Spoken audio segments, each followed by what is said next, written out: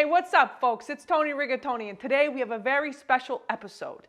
This recipe is near and dear to my heart. Spring rolls or fresh rolls are a staple in my house. This recipe is different than most out there because we're using collard greens for the wrap instead of rice paper. It's a great way to get in your greens, and the collard greens are super delicious with the peanut sauce. The peanut sauce is a thing of beauty, and I've been working on it for several years, and this I give to you. But who am I?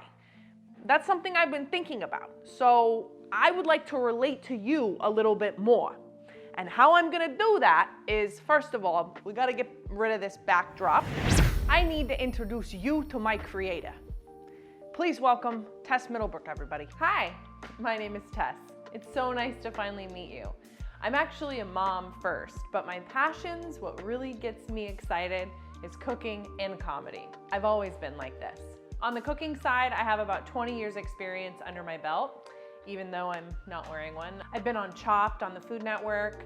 I've cooked in fancy restaurants in New York City where I've used things like meat glue and methocellulose. That's how you get those little caviar pearls.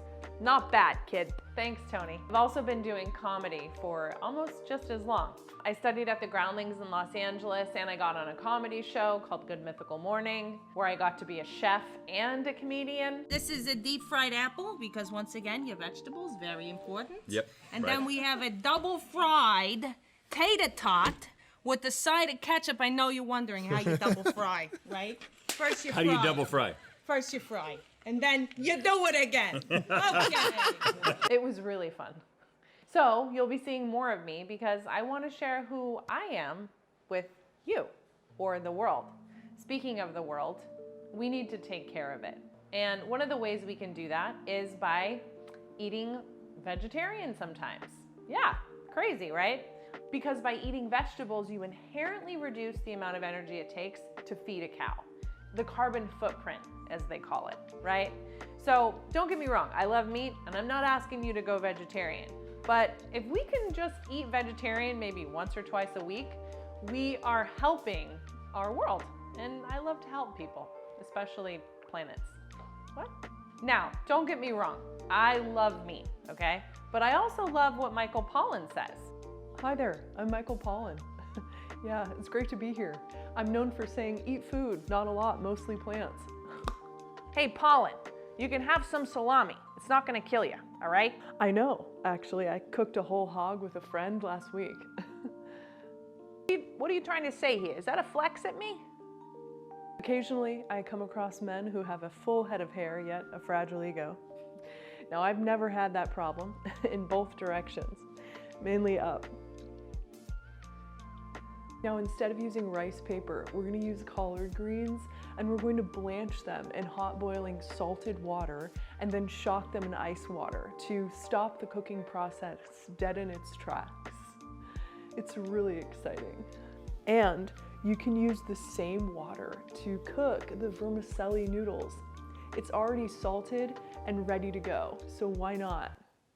I wasn't able to get the real Michael Pollan, so I improvised. I also do improv. I love a character. Can you tell?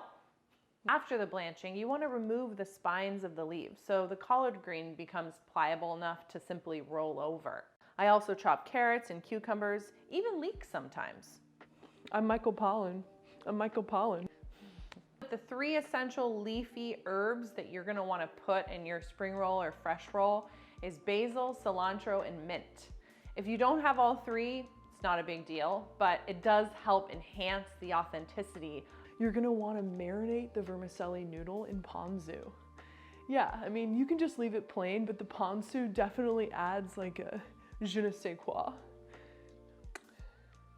That's a great idea. I wonder who came up with that.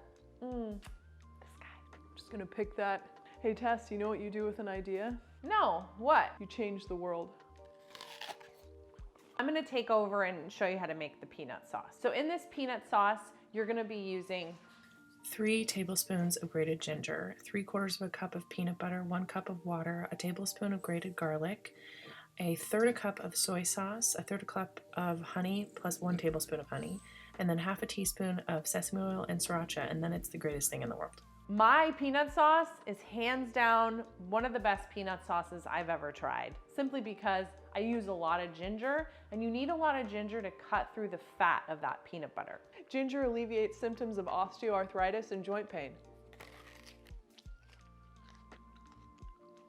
Don't buy the garlic in a can or whatever it is. If you want to use a garlic press, I get it, but fresh ingredients are paramount. Honestly, one of the things that separates professional cooks from home cooks is that they're not using anything that's processed. It reminds me of the days when I had hair. I'm sorry. I'm sorry. Can we cut? Michael, you know, I got a comb in my back pocket if you need it. Oh, wait. I've pasted the full recipe in the description section of this video. I'll see you again next time on Cooking with Character, and that's a working title, by the way. I'm trying to figure this whole like comedy cooking series out, and I'm having a little bit of a hard time, but I appreciate you guys sticking with me while I figure out who Tess is as a chef and a comic, and together what that person means to the world.